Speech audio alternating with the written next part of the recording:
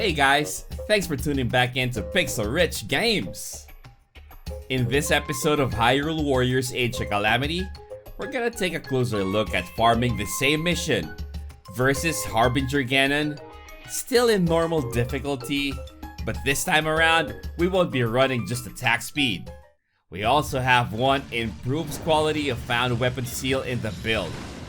I initially planned to include this part in the last video, but I felt that the results that I got for this set deserves a separate vid. Before anything else, hit that subscribe button if you haven't yet and help this channel reach more Age of Calamity players out there. So what we're gonna do is use our results from the last video as a baseline. Then, we get our numbers so we have a point of comparison. This first view focuses more on what type of seal we get and completely ignores the pluses they have, or the lack of it. When I first saw this, it absolutely made no sense to me, because the numbers seem pretty all over the place. But then, I looked closer, and then it clicked. I mean, look at this.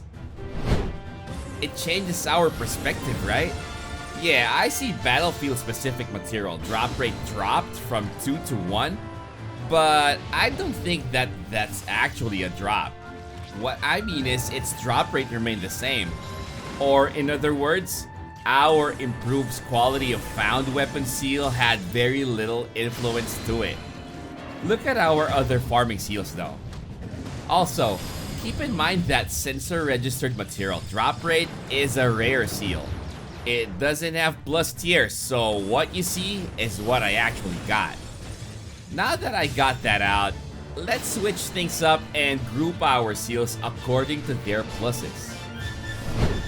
The first three, a natural disaster, hunting for gemstones, and mysterious arrivals are all pre-wave 1. Versus Harbinger Ganon is part 1, and versus Harbinger Ganon 1Q, meaning one quality seal, is part 2. Not looking so hot, right? Our rare seals almost doubled, but our double plus seals crashed, like head first. Here's the view that includes our 3 pre-wave 1 results. Next to it is our first wave 1 set.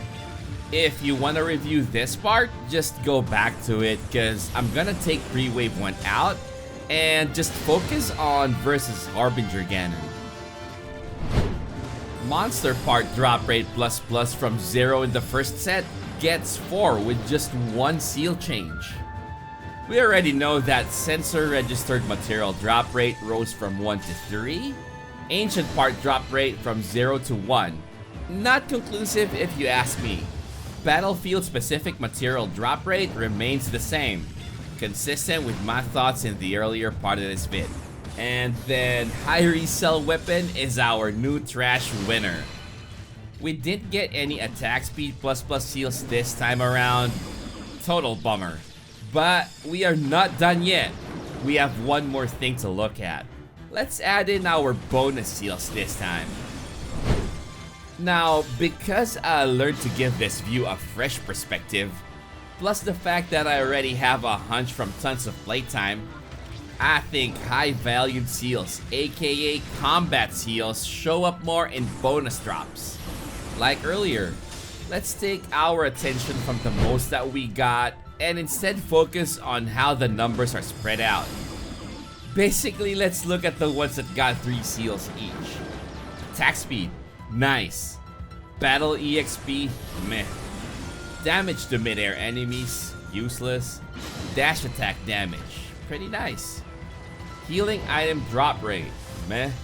And monster part drop rate. Do you notice the shift in drops? It's leaning more on combat skills, right? Okay, let's go through the same process to make sure. Let's group them now according to their pluses.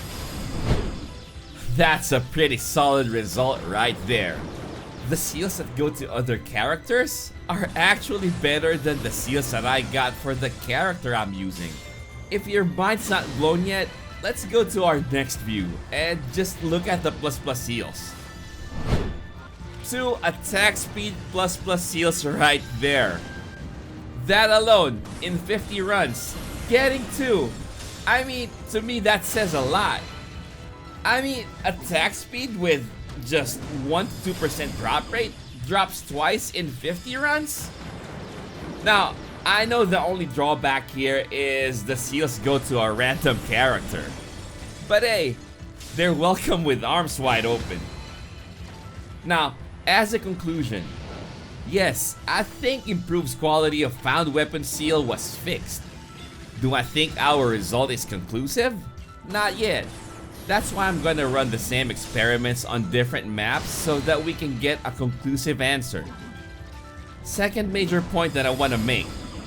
I think the devs found a way to make us play other champions aside from our mains. And I think it's an awesome idea. I realized this when my Discord admin, Marshall Wish, shared in passing that all his nice loot were going to Rivali, and I also knew how much he loves that champion. I also get tons of nice stuff like 80 base damage weapons on both Rivali and Teba, and I also remember getting lots of mid-air attack damage plus heals on him. This is also the method that I took advantage of to farm for my battle-tested Guardian's weapon that I needed for my combat guide video. I literally took out battle-tested Guardian from my team once it hit level 100 so I can start looking for its level 80 weapon. Pretty insane, right? I know this may not convince most of you, so I'll be doing the same experiments on different missions so we all understand what's actually up. But before we go there, there's one more thing I want to do for this mission, so stay tuned for part 3. Alright, thanks again for watching this video. Don't forget to subscribe to the channel and like this video if you find it useful. Hit that bell to get notified whenever I have new content out. See you on my next vid. Stay healthy, keep safe, and God bless us all.